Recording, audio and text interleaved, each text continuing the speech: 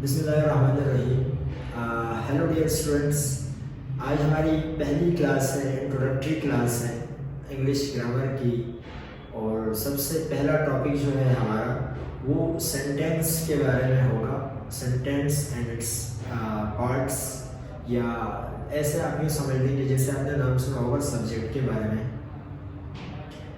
Subject और predicate sentence के दो पार्ट्स होते हैं, लेकिन हम इस दफ़ा मैं कुछ प्लान ऐसा कर रहा हूँ कि ये जो क्लासेस होंगी पूरे वीक में जो चलेंगी, मतलब अगली जो 7-8 वीडियोस आपको मिलेंगी, वो सारा किसी एक टॉपिक पर, वो सारी वीडियोस जो होंगी, सारी क्लासेस जो होंगी, वो किसी एक टॉपिक के इर्द गिर्द घूमती होंगी। और उस टॉपिक का नाम है सब्जेक्ट। जो सेंटेंस का वेरी फर्स्ट पार्ट है, सेंटेंस का पहला पार्ट है, आप जानते हैं हम सब्जेक्ट को डिस्कस करेंगे पहली क्लास में, और आने वाली क्लासेस में भी सब्जेक्ट को ही डिस्कस करेंगे। लेकिन मेरी कोशिश इस दफ़ा ये रहेगी कि हम ये जो सब्जेक्ट, जो टॉपिक है, इसको जो हम डिस्कस करेंगे वो इतने डिटेल में डिस्कस करेंगे कि इन क्लासेस को एक दफ़ा देखने के बाद, इनको समझने के बाद आपको ये जो टॉपिक है ना सब्जेक्ट, इसके बारे में कभी कोई इशू नहीं होगा। और इसी तरह फिर आने वाली क्लासेस में हम प्रेडिकेट को डिस्कस करेंगे, और फिर एक एक करके ग्रामर के तकरीबन अक्सर टॉपिक्स हम इसी तरह डिस्कस करेंगे एक सीक्वेंस में। क्योंकि मैं स्टार्ट यहाँ से इसलिए ले रहा हूँ, उन क्लासेस में मैं सब्जेक्ट से स्टार्ट नहीं लेता, लेकिन यहाँ मैं क्लासेस इस ऑनलाइन क्लासेस में सब्जेक्ट और प्रेडिकेट से स्टार्ट इसलिए ले रहा हूँ कि अगर आप एक सेंटेंस को, जब भी कोई सेंटेंस आप पढ़ते हैं, जाहिर बात है कोई भी टेक्स्ट आप पढ़ते हैं तो आप सेंटेंसेस की फॉर्म में पढ़ते हैं उसको। तो जब आप किसी सेंटेंस को यूँ पढ़ेंगे तो सबसे पहले आप अपनी अंडरस्टैंडिंग कैसे बिल्ड करेंगे, आप सेंटेंस को पढ़कर समझेंगे कैसे, उसको ब्रेक डाउन कैसे करेंगे, उसको चंक्स में, पार्ट्स में डिवाइड कैसे करेंगे। जब कोई बंदा, कोई स्टूडेंट ऐसा हो कि जो सेंटेंस को चंक्स में, पार्ट्स में डिवाइड करना सीख लेता है, उसमें सब्जेक्ट को अलग करके, प्रेडिकेट को अलग करके, मतलब मेरा ये है कि उसकी पार्सिंग कर सकता है, तो फिर उसको सेंटेंस को जोड़ने में, सेंटेंस को तोड़ने में कोई परेशानी नहीं रहती। तो हम very first word of the sentence subject, उसको डिस्कस करने की कोशिश कर रहे हैं। सब्जेक्ट के हवाले से चूँकि आने वाली क्लासेस में हम सब्जेक्ट को डिटेल से डिस्कस करेंगे, लेकिन उन सब का ओवरव्यू हम आज की क्लास में लेंगे। तो आज की क्लासेस ये भी इम्पोर्टेंट है कि आने वाली जो क्लासेस होंगी हमारी, उन सबको समझने के लिए आज की ये जो इंट्रोडक्टरी क्लास है उसको समझना बहुत ज़रूरी है। जैसे कि आप सबको पता है कि सब्जेक्ट किसी भी सेंटेंस के अंदर उस पार्ट को कहा जाता है। वैसे सब्जेक्ट से पहले तो हम ये बात समझें कि ये जो सेंटेंस होता है इसका पर्पज़ क्या होता है। जब कोई सेंटेंस लिखा जाता है किसी भी बुक के अंदर, किसी आर्टिकल के अंदर, किसी न्यूज़पेपर के अंदर, कहीं पर भी कोई सेंटेंस लिखा जाता है, राइटर जब लिखता है उस सेंटेंस को, या कोई बंदा स्पीकर जो होता है सेंटेंस किसी के सामने बोलता है, तो उसका पर्पज़ ये होता है कि वो जो सेंटेंस होता है ना, वो एक मैसेज कैरी कर रहा होता है, एक मैसेज होता है, और वो मैसेज जो है वो ट्रांसफर करना चाह रहा होता है। जो स्पीकर होता है वो अपने लिसनर को, और जो रीडर तक पहुंचाना चाह रहा होता है, अपना जो राइटर होता है वो लिखकर अपने रीडर तक वो सेंटेंस को, अपना जो आइडिया है वो उस तक पहुंचाने की कोशिश कर रहा होता है। अब जाहिर बात है सेंटेंस के अंदर हम जो मैसेज देना चाहते हैं किसी को, उस मैसेज का कोई ना कोई टॉपिक होता है, उस मैसेज का कोई ना कोई टॉपिक होता है। ये ग्रामर से बिल्कुल हट के कुछ अल्फाज में अदा कर रहा होता है कि आपको अंडरस्टैंडिंग हो इस इंग्लिश लैंग्वेज की बहुत ही डेप्थ में जाके, कि अगर आप कोई मैसेज देना चाहते हैं तो जाहिर बात है कोई पर्टिकुलर चीज़ होगी जिसके बारे में आप वो मैसेज देना चाहते हैं। तो सेंटेंस के अंदर भी कोई ना कोई ऐसी पर्टिकुलर चीज़ होती है जिसके बारे में हम वो मैसेज देना चाह रहे हैं, तो उसको कहते हैं टॉपिक ऑफ द मैसेज या टॉपिक ऑफ द सेंटेंस। तो जो सेंटेंस का टॉपिक होता है, या सेंटेंस के अंदर जो इन्फॉर्मेशन, जो सेंटेंस जो इन्फॉर्मेशन कैरी करता है, उस इन्फॉर्मेशन का जो टॉपिक होता है, जिसके बारे में वो इन्फॉर्मेशन होती है, उसी को हम क्या कहते हैं, सब्जेक्ट कहते हैं। तो अगर हम सब्जेक्ट को आगे हम डेफिनेशन पे भी काम करेंगे, डेफिनेशन वगैरह भी लिखेंगे, लेकिन आज की क्लास में चूंकि ओवरव्यू है तो मैं आपको बता दूं कि सब्जेक्ट जो होता है, हु और what is talked about, sentence में जिसके बारे में बात की जा रही है, जो सेंटेंस का टॉपिक होता है, वही सेंटेंस का सब्जेक्ट कहलाता है। आप सेंटेंस के जरिए किसी को जो इन्फॉर्मेशन देते हैं, वो इन्फॉर्मेशन आप किसके बारे में देना चाह रहे हैं, उसको हम, जिसके बारे में आप देना चाहते हैं, उसी को हम क्या कहते हैं, सब्जेक्ट कहते हैं। अब ये सब्जेक्ट कई तरह से है, सिर्फ इस तरह सब्जेक्ट को डिफाइन करना काफ़ी नहीं है। मैं इसलिए कह रहा था कि इसको डिटेल में डिस्कस करेंगे, कि अगर आप सिर्फ इतना कहेंगे जिसके बारे में सेंटेंस में हम बात करेंगे, जिसके बारे में सेंटेंस में इंफॉर्मेशन दी जाती है, उसी को हम सब्जेक्ट कहेंगे, और सिर्फ इसी पे ही हम इसी को हम ये समझ कर, मतलब ये जान लें कि हमें सब्जेक्ट समझ आया, तो ये बिल्कुल इतना आसान नहीं है। फॉर एग्जाम्पल, अगर एक एग्जाम्पल वैसे आज की क्लास में अगर हम लेते हैं, तो हमने एक एग्जाम्पल ली यहाँ पर, Adnan is playing chess. Present continuous tense है और बिल्कुल बेसिक सा सेंटेंस है, सबको समझ आने वाला कि हमने लिखा अदनान इज प्लेइंग चेस। अब आप गौर से देखेंगे जब भी कोई भी सेंटेंस आपके सामने आए, जरूरी नहीं कि इस तरह का कोई सिंपल सेंटेंस है, हम थोड़ा सा एडवांस लेवल के सेंटेंस डिस्कस करेंगे आने वाली क्लासेस में, लेकिन हमने ये लिखा अदनान इज प्लेइंग चेस। अगर आप देखें तो इसमें आप दो पार्ट जरूर होंगे, एक ये जो मैसेज हम दे रहे हैं वो, और एक मैसेज का जो टॉपिक होगा कि वो मैसेज किसके बारे में है। एक वो जो इन्फॉर्मेशन कैरी कर रहा होगा और एक वो जो इन्फॉर्मेशन जिसके बारे में होगी, वो भी जाहिर बात है सेंटेंस में होगा। तो इन्फॉर्मेशन वाला पार्ट ये है कि इस प्लेइंग चेस, इससे हमें ये पता चल रहा है कि कोई चेस खेल रहा है, कोई शतरंज खेल रहा है, कोई गेम है वो खेल रहा है। अच्छा, अब ये जो इन्फॉर्मेशन है ना, इसको तो खैर प्रेडिकेट कहते हैं, लेकिन ये इन्फॉर्मेशन हम दे रहे हैं इस सेंटेंस में किसके बारे में, अदनान के बारे में, तो इसको क्या कहा जाएगा, सब्जेक्ट कहा जाएगा। ये बहुत ही बेसिक सा पॉइंट है कि अदनान इस सेंटेंस का क्या हो गया, सब्जेक्ट हो गया। लेकिन बाज़ औक़ात होता ये है कि हम इस सब्जेक्ट को पहचानते नहीं है। सबसे बड़ा इशू हमारा ये होता है कि हम सेंटेंस में सब्जेक्ट को पहचानते नहीं है, और सब्जेक्ट को पहचानते नहीं है तो इसके नुकसान ये होते हैं कि फिर वो जो सब्जेक्ट वर्ब कंपाउंड होता है, सब्जेक्ट वर्ब एग्रीमेंट होता है, वो वाले क्वेश्चन हमसे डील नहीं हो पाते, वो हमसे सॉल्व नहीं हो पाते। उनकी भी वजह ये है कि सब्जेक्ट का वर्ब के साथ एग्रीमेंट होता है। अगर आप सब्जेक्ट ही नहीं पहचानेंगे तो आप उसके एग्रीमेंट में उसके साथ वर्ब का एग्रीमेंट नहीं कर पाएंगे। तो subject identification of subject is very important. Subject को पहचानना बहुत जरूरी है। सबसे पहली चीज जो हम डिस्कस कर रहे हैं वो ये है कि जैसे इंग्लिश में 8 पार्ट्स ऑफ स्पीच होते हैं, नाम आपको आते होंगे, इंग्लिश में जस्ट 8 वर्ड्स होते हैं जिनसे पूरी इंग्लिश लैंग्वेज में आप कोई भी सेंटेंस लिखे तो वही 8 वर्ड्स में से आप कोई ना कोई वर्ड यूज करेंगे। ये जो सेंटेंस में जो सब्जेक्ट है, ये उन 8 वर्ड्स में से कौन से ऐसे वर्ड्स हैं जो सेंटेंस में सब्जेक्ट का काम कर सकते हैं, तो वो मैं आपको आज की क्लास में बता देता हूँ। वो ये है कि एक होता है नाउन और एक होता है प्रोनाउन। नाउन और प्रोनाउन इंग्लिश में 2 पार्ट्स ऑफ स्पीच होते हैं। ये 2 पार्ट्स ऑफ स्पीच यानी कि ये जो 2 वर्ड्स हैं, ये 2 वर्ड्स ऐसे हैं जो सेंटेंस में सब्जेक्ट का काम कर सकते हैं। अब आप जिसके बारे में बात करेंगे वो कोई चीज हो सकती है, कोई जानवर हो सकता है, कोई परिंदा हो सकता है, कोई इंसान हो सकता है, व्हाटएवर कुछ भी हो सकता है, लेकिन होगा तो वो कोई नाउन या होगा कोई प्रोनाउन। इसके अलावा कोई भी तीसरा पार्ट ऑफ स्पीच सेंटेंस में सब्जेक्ट का काम नहीं कर सकता। अच्छा, अब आप ये सोचेंगे कि नहीं ऐसा तो नहीं है, सेंटेंस में तो बहुत सारी चीजें सब्जेक्ट का काम कर सकती हैं, बिल्कुल कर सकती हैं, लेकिन वो बनेंगी नाउन ही बनकर फंक्शन वो नाउन का ही करेंगे, अदरवाइज वो सब्जेक्ट नहीं बन सकते। फॉर एग्जांपल मैं यहाँ पर एक छोटा सा सेंटेंस आप लोगों के लिए और लिख रहा हूँ कि मैंने लिखा smoking is not good for health. Smoking is not good for health. अब हमने ये सेंटेंस लिखा, तो अब मैंने कहा था कि जैसे सेंटेंस के अंदर एक पार्ट ऐसा होता है जो इन्फॉर्मेशन कैरी कर रहा होता है, तो ये है वो इन्फॉर्मेशन। अब अगर ये इन्फॉर्मेशन है तो ये इन्फॉर्मेशन किसके बारे में दी गई? देखो सेहत के लिए तो वैसे बहुत सारी चीजें अच्छी नहीं होती, लेकिन ये जो सेंटेंस हमने लिखा है इसमें हमने किस चीज के बारे में ये कहा है कि वो सेहत के लिए अच्छी चीज नहीं है, तो ये बात हमने की है, ये इन्फॉर्मेशन हमने दी है स्मोकिंग के बारे में। अब स्मोकिंग के बारे में इन्फॉर्मेशन दी, तो जिसके बारे में सेंटेंस में इन्फॉर्मेशन दी जाती है, जो मैसेज का टॉपिक होता है वही सब्जेक्ट होता है। तो इस सेंटेंस का सब्जेक्ट जैसे अदनान है, उस सेंटेंस का सब्जेक्ट यही बस स्मोकिंग है। अब स्मोकिंग जो है वो वैसे एक वर्ब भी होती है, आपको पता होगा। वैसे आप यहाँ पर स्मोकिंग की जगह पर कोई और वर्ब लिखें, कोई और सेंटेंस लिखें, वॉकिंग लिखें, एंजॉयिंग लिखें, कोई भी वर्ब आप यहाँ पर चाहें तो लिख सकते हैं। बर्निंग लिखें, टीचिंग लिखें, आप कोई भी लिख सकते हैं। यहाँ पर वर्ब की एनजी फॉर्म है, वैसे इसको हमने यहाँ पर लिखी है। अब आप कहेंगे सर अभी हमने डिस्कस किया था कि सेंटेंस में जो सब्जेक्ट का काम है वो सिर्फ नाउन या प्रोनाउन ही कर सकते हैं, तो यहाँ पर तो कोई नाउन भी नजर नहीं आ रहा, कोई प्रोनाउन भी नजर नहीं आ रहा। ऐसा नहीं है। अगर आप वर्ब के एनजी फॉर्म को सेंटेंस का सब्जेक्ट बनाएंगे तो वो नाउन बनेगी और उसे हम जे रख देते हैं। ये नॉन फाइनाइट वर्ब्स में डिस्कस करेंगे। तो ऐसा नहीं है कि जैसे ये बताया गया है कि सेंटेंस का सब्जेक्ट हमेशा नाउन प्रोनाउन ही होगा, और आपको लगता है कि नहीं सर हम तो वर्ब को भी नाउन बना सकते हैं, हम किसी और चीज को भी, हम वर्ब को भी सब्जेक्ट के तौर पर यूज कर सकते हैं।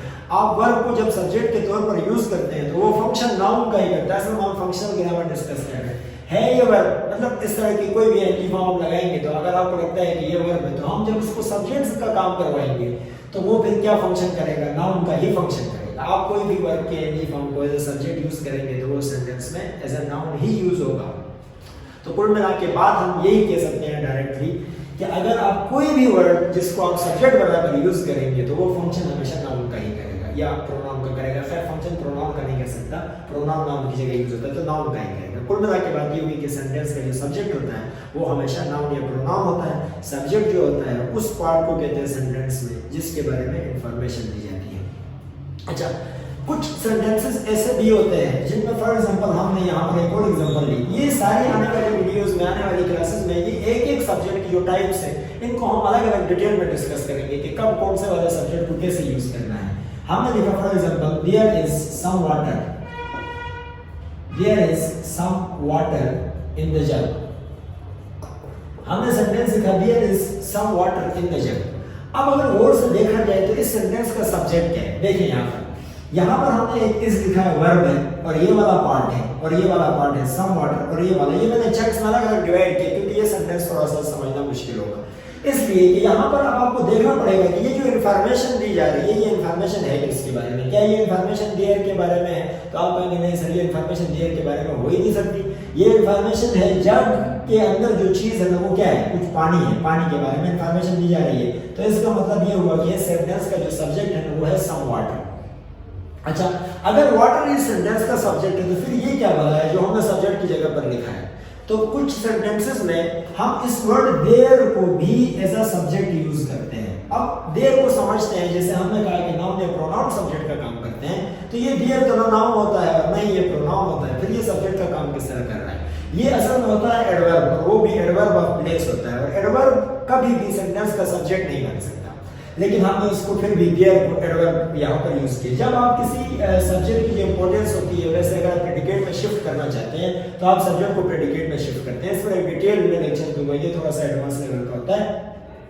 अब यहाँ पर हमने सब्जेक्ट यहाँ लिखा और यहाँ पर सब्जेक्ट ये लिखा, तो सेंटेंस में हमने दो सब्जेक्ट यूज किए।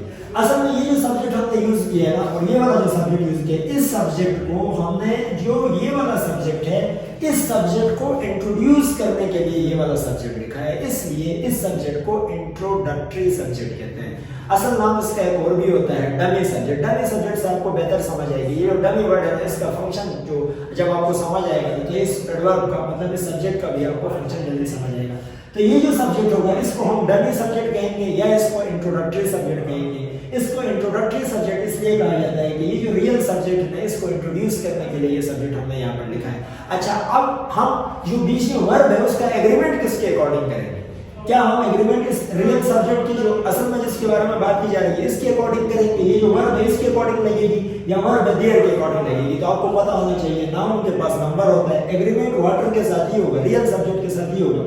देयर चूंकि एडवर्ब होता है तो इसका अपना कोई नंबर नहीं होता। तो चूंकि हमने इसको सब्जेक्ट बना भी लिया है, लेकिन फिर भी जो वर्ब का एग्रीमेंट होगा ना वो इस सब्जेक्ट और वर्ब का एग्रीमेंट नहीं होगा, उस सब्जेक्ट और वर्ब का एग्रीमेंट होगा, क्योंकि ये एक एडवर्ब होता है जिसको हमने इंट्रोडक्टरी सब्जेक्ट। बाकी इसके बारे में भी डिटेल से डिस्कस करेंगे। आज की क्लास में सिर्फ इतना बताना था कि हम एक एडवर्ब को भी सेंटेंस में सब्जेक्ट बना सकते हैं, लेकिन तब वो एक इंट्रोडक्टरी सब्जेक्ट होता है। इसके अलावा एक और जगह है जहां पर हम सब्जेक्ट यूज करते हैं, जैसे इंपेरेटिव सेंटेंस है। फॉर एग्जांपल किसी ने कहा वेट हियर, यहां इंतजार करो, वेट हियर, तो ये इंपेरेटिव मूड के सेंटेंसेस होते हैं। ये इंपेरेटिव सेंटेंसेस होते हैं जिनमें हम किसी को ऑर्डर देते हैं, कोई चीज सजेस्ट करते हैं, कोई एडवाइस देते हैं, किसी को रिक्वेस्ट करते हैं। ऐसे सेंटेंसेस को इंपेरेटिव सेंटेंसेस कहा जाता है। इंपेरेटिव सेंटेंसेस अमूमन वर्ब से स्टार्ट होते हैं, वर्ब से स्टार्ट होते हैं, लेकिन अब हमारा मानना ये है कि इन सेंटेंसेस में सब्जेक्ट होता नहीं है, लेकिन ऐसी बात नहीं है, इनके अंदर सब्जेक्ट होता है। क्योंकि जब आप किसी को रिक्वेस्ट करते हैं, किसी को एडवाइस करते हैं, किसी को कोई चीज सजेस्ट करते हैं या किसी को ऑर्डर करते हैं, तो जाहिर बात है कोई बंदा सामने होगा तभी तो आप ऑर्डर कर सकते हैं। अगर कोई बंदा आपके सामने कोई है ही नहीं और आप फिर भी किसी को कह रहे हैं कि ये लाइट बंद करो, तो ये तो फिर पागलपन हो जाएगा, क्योंकि जाहिर बात है सामने कोई होगा तो उसी को ऑर्डर दिया जा सकता है। जो मैंने टर्म्स इस्तेमाल किए, ऑर्डर है, रिक्वेस्ट है, सजेशन है या एडवाइस है, ये सारे टर्म्स जो है ना वो लिसनर उनके लिए होना लाजमी है। सामने कोई लिसनर होगा तभी, और लिसनर जो होता है वो सेकंड पर्सन होता है, सेकंड पर्सन प्रोनाउन जो होता है वो यू होता है। तो यहाँ पर यू सब्जेक्ट जो है वो होता है। वैसे हम आमतौर पर अपनी भाषा में, अपनी बोलचाल में भी इस यू सब्जेक्ट का यूज नहीं करते। फॉर एग्जांपल मेरे सामने मेरा कोई स्टूडेंट बैठा हुआ है और मैं कह रहा हूँ दरवाजा बंद करो, तो तुम दरवाजा बंद करो, आप दरवाजा बंद करें। ये आप और ये तुम इस्तेमाल करने की जरूरत नहीं, क्योंकि वो मेरे सामने बैठा हुआ है, उसकी तरफ देखकर मैं बात कर रहा हूँ, तो वो खुद ब खुद समझ जाएगा कि ये बात मेरे से की जा रही है। तो इसका मतलब यहाँ पर यू न कहने की जरूरत है और न लिखने की जरूरत है। लेकिन कहने की जरूरत नहीं और लिखने की जरूरत नहीं, इसके ये मतलब अब नहीं निकाला जा सकता कि ये सब्जेक्ट यहाँ पर होता है। ये नहीं है, ये सब्जेक्ट यहाँ पर होता है, मैंने ऑप्शनल लिखा है ब्रैकेट में, आप इसको यहाँ पर इंग्लिश लैंग्वेज के रूल के अकॉर्डिंग लिख नहीं सकते, लेकिन ये सब्जेक्ट होता जरूर है। इसलिए इस सब्जेक्ट को अंडरस्टूड सब्जेक्ट कहते हैं। तो इंपेरेटिव सेंटेंसेस में हमेशा सब्जेक्ट आपका यू ही होगा। एक तो बात कंफर्म है कि यू के अलावा कोई सब्जेक्ट यहाँ पर बन नहीं सकता, और दूसरी बात है कि ये लिखा नहीं जाएगा लेकिन इसको अंडरस्टूड सब्जेक्ट बना जाएगा। तो ये अंडरस्टूड सब्जेक्ट हुआ और ये डमी सब्जेक्ट हुआ आने वाली क्लासेस में। इन पर सेपरेट वीडियोस आएंगी, सेपरेट क्लासेस होंगी, और ये होते हैं सिंपल सब्जेक्ट जो मैंने बताया। और ये वर्ब के एनजी फॉर्म को हमने एज ए सब्जेक्ट यूज किया, तो इसको नाउन मानना पड़ेगा, और ये वर्ब इसको अब फिलहाल जेरम कहना पड़ेगा। वर्ब के एनजी फॉर्म जब नाउन का काम करते हैं उसको जेरम कहते हैं, और ये एक नॉन फाइनाइट वर्ब होती है। वैसे सेंटेंस में जो सब्जेक्ट होता है जब हम उसको यूज करते हैं तो हम इस बारे में भी डिस्कस करेंगे कि कभी कभी सेंटेंस का जो सब्जेक्ट होता है वो उसके लिए डूअर होता है, एक्शन के लिए। जो एक्शन हम लिखते हैं, वर्ब लिखते हैं, तो उस वर्ब के अंदर जो एक्शन होता है ना, उस एक्शन को करने वाला आपका सब्जेक्ट होता है। जैसे ये इस प्लेइंग में खेलने का काम किसने किया? अदनान ने किया। तो इसका मतलब ये हुआ कि इस एक्शन के लिए ये वाला जो सब्जेक्ट है ना, ये डूअर होगा। तो बात होगा जो आपका सब्जेक्ट जो होता है जिसके बारे में हम बात कर रहे होते हैं, वो उस एक्शन के लिए डूअर होता है जो एक्शन सेंटेंस में किया जा रहा होता है। लेकिन ऐसा जरूरी नहीं है कि हर सेंटेंस में जो सब्जेक्ट होगा वो डूअर ही हो। सेंटेंस में जो सब्जेक्ट है वो नॉट डूअर भी हो सकता है। ऐसा भी हो सकता है कि फॉर एग्जांपल हम यहाँ पर लिखें, हमने लिखा अली इज अ बॉय। अब हमने ये सेंटेंस लिखा तो ये आपका प्रेडिकेट हो गया जिसमें इंफॉर्मेशन कैरी करने वाला हिस्सा है। अब ये इंफॉर्मेशन किसके बारे में? अली के बारे में, तो अली क्या हो जाएगा? सब्जेक्ट हो। लेकिन इस सेंटेंस में अली ने तो कोई एक्शन परफॉर्म नहीं किया। तो कुछ सेंटेंसेस ऐसे भी होते हैं जहां पर आपका जो सब्जेक्ट होता है वो उसके लिए आगे जो सेंटेंस में चूंकि एक्शन यहाँ तो खैर हो ही नहीं रहा था, ऐसे सब्जेक्ट को हम फिर डूअर नहीं कहते, ऐसे सब्जेक्ट को फिर बियर कहा जाता है, बियर कहा जाता है। तो ये सब्जेक्ट की वजह से दो टाइप्स भी होती हैं। बाद सेंटेंसेस में सब्जेक्ट डूअर होता है, बाद सेंटेंसेस में सब्जेक्ट बियर होता है। डूअर उस सब्जेक्ट को कहते हैं जो सेंटेंस में किए होने वाले एक्शन का डूअर होता है, मतलब उस एक्शन को करने वाला जब सब्जेक्ट होता है तो उसको उस सब्जेक्ट को हम डूअर कहते हैं। अगर सेंटेंस में कोई एक्शन हो ही नहीं रहा तो जाहिर बात है करने वाला भी कोई नहीं होगा। लेकिन बात तो इसी के बारे में की जा रही है, तो सब्जेक्ट तो मानना पड़ेगा अली को, क्योंकि इसके बारे में इसी को डिस्कस किया जा रहा है, सेंटेंस में इसी के बारे में इंफॉर्मेशन दी जा रही है। चूंकि ये कोई एक्शन परफॉर्म नहीं कर रहा तो ऐसे सब्जेक्ट को हम डूअर नहीं कहेंगे, ऐसे सब्जेक्ट को हम बियर कहेंगे। सब्जेक्ट की कहानी को अगर हम जरा थोड़ी सी और आगे इस कहानी को लेके बढ़े तो एक और जगह है जो वॉइसेस है। वॉइसेस जो होती हैं असल में वो वर्ब फॉर्म होती है, जैसे टेंस वर्ब की फॉर्म होती है, जैसे वॉइसेस वर्ब की फॉर्म होती है, जैसे मूड वर्ब की फॉर्म होती है। तो अगर हम वॉइसेस की बात करें तो एक एक्टिव वॉइस होता है, एक पैसिव वॉइस होता है। पैसिव वॉइस में आप जो एक्टिव वॉइस में जो सेंटेंस का ऑब्जेक्ट होता है उसको जब आप सब्जेक्ट बनाते हैं तो वो उस सेक्शन के लिए नॉन डूअर होता है। तो कभी कभी सेंटेंस का जो सब्जेक्ट होता है वो उस सेंटेंस के अंदर किए जाने वाले एक्शन के लिए डूअर नहीं होता, वो नॉन डूअर होता है। वो कैसे होता है, कैसे फंक्शन करता है, आने वाली क्लासेस में वो भी डिस्कस करेंगे। ये सब्जेक्ट के हवाले से मैंने कुछ बातें की है कि ये सारी चीजें जब सब्जेक्ट के बारे में आपको पता चलेंगी तो फिर आपको कम से कम सब्जेक्ट का पता चलेगा कि how to identify a subject in a sentence. इस सेंटेंस के अंदर सब्जेक्ट को आइडेंटिफाई कैसे किया जाता है। और एक आज की लास्ट बात ये है, बहुत ही आसान से एग्जांपल दूंगा। The mangoes of Multan are very tasty. अब ये बहुत ही बेसिक से एग्जांपल है कि the mangoes of Multan are very tasty. अब हमने ये ढूंढना है कि वो जो इंफॉर्मेशन कैरी करने वाला पार्ट है ना वो कहाँ है, यानी कि ये सब्जेक्ट की डिफरेंट टाइप्स है, डिफरेंट फंक्शन है सब्जेक्ट के। तो अगर हम ये पढ़ेंगे, टैकल करेंगे, इन चीज़ों को डील करेंगे तो आखिर में जाकर एक वीडियो, एक क्लास आपको ऐसी मिलेगी जिसमें हम बहुत ही लेंथी सेंटेंसेस लेंगे और उनमें हम सब्जेक्ट को आइडेंटिफाई करने का सोचेंगे। और एक बात और याद रखिए, सेंटेंस में सब्जेक्ट का स्टार्ट में बिगिनिंग ऑफ द सेंटेंस आना जरूरी नहीं होता। आप सेंटेंस में जो सब्जेक्ट होता है उसको सेंटेंस के दरमियान में कहीं पर प्लेस कर सकते हैं, सेंटेंस के आखिर में भी यूज कर सकते हैं। तो सब्जेक्ट का सेंटेंस के स्टार्ट में आना, कुछ लोग ऐसा भी सोच सकते हैं कि अच्छा सेंटेंस की हर जगह पर सब्जेक्ट तो स्टार्ट में आ रहा है तो हम तो सब्जेक्ट को पहचानने के लिए इतने सारे फार्मूले क्यों यूज करें, इतना सारा दिमाग क्यों लगाएं, सेंटेंस में जो भी स्टार्ट में वर्ड आएगा तो वो सब्जेक्ट होगा। ऐसा हरगिज नहीं है। सब्जेक्ट जो है वो फंक्शन के हिसाब से चेंज होता रहता है, उसकी जगह जो होती है वो चेंज होती रहती है। तो आपको सब्जेक्ट को पहचानना है, नहीं ये रटा लगाना है कि वो हमेशा सेंटेंस के स्टार्ट में आता है। तो इस पर डीप बात करेंगे कि सब्जेक्ट डिफरेंट जगहों पर कैसे आता है। फिलहाल यहाँ पर देखो तो यहाँ पर भी दरमियान में आ रहा है। चलो ये अलग बात है कि यहाँ पर इसका इंट्रोडक्टरी सब्जेक्ट हमने लिखा है। हाँ, इस इंट्रोडक्टरी सब्जेक्ट के हवाले से एक और बात भी है कि इंग्लिश में डमी सब्जेक्ट दो तरह के होते हैं। कभी कभी आप देयर को as a dummy subject use करते हैं और कभी कभी इट को भी आप as a dummy subject use करते हैं। तो इट चूंकि थोड़ा सा एडवांस लेवल का होता है, इसको पर भी एक सेपरेट क्लास लेंगे और देयर जो डमी सब्जेक्ट उस पर अलग से सेपरेट क्लास होगी। फिलहाल इस सेंटेंस को डिस्कस करेंगे तो ये हो जाएगा the mangoes of Multan are very tasty.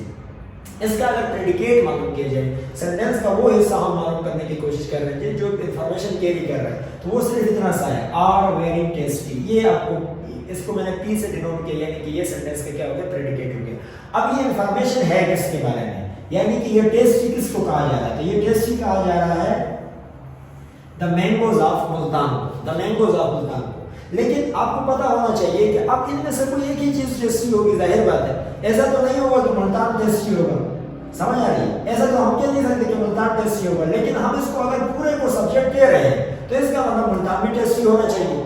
लेकिन कुल मिला के बात है कि जो हमने मुल्तान लिख रखा है वो इस प्रीपोजिशन का ऑब्जेक्ट है। अब हम इसको कहीं और भी प्लेस कर सकते थे, फिलहाल चूंकि ऑफ मुल्तान, ये जो मुल्तान है ना, इसको रिलेट किया जा रहा है मैंगोज के साथ ऑफ प्रीपोजिशन के जरिए, तो ये सारा पार्ट इसी के साथ ही माना जाएगा, इस सबको हम सब्जेक्ट कहेंगे। लेकिन जब इस तरह एक से ज्यादा यानी कि ग्रुप ऑफ वर्ड्स पर आपका सब्जेक्ट मुश्तमिल होता है, तो उसमें जो मेन सब्जेक्ट होता है उसको पहचानने के लिए आपको सब्जेक्ट वर्ड तलाश करना होता है, उसको सब्जेक्ट वर्ड कहते हैं। यानी कि एक्चुअली ये जो इंफॉर्मेशन है आर वेरी टेस्टी, वो मुल्तान के बारे में दी गई है या मैंगोज के बारे में। अब चूंकि मैंने सेंटेंस ही ऐसा लिखा है कि बहुत आसानी से आप मालूम कर सकते हैं कि टेस्ट जाहिर बात है मुल्तान को नहीं कहा जा सकता, ये इंफॉर्मेशन जरूर मैंगोज के बारे में ही दी गई होगी। तो आपका जो सब्जेक्ट वर्ड है वो मैंगोज है, चूंकि मैंगोज यहाँ प्लूरल फॉर्म में लिखे हुए तो आपका आंसर आर आएगा।